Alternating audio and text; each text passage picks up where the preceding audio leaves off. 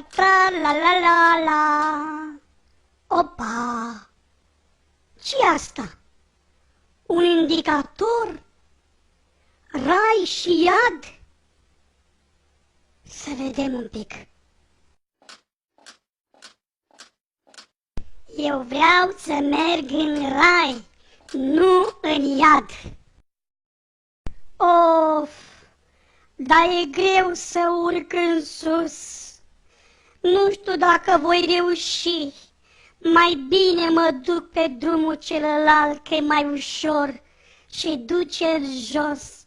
Nu trebuie să urc. Of, of, of, of.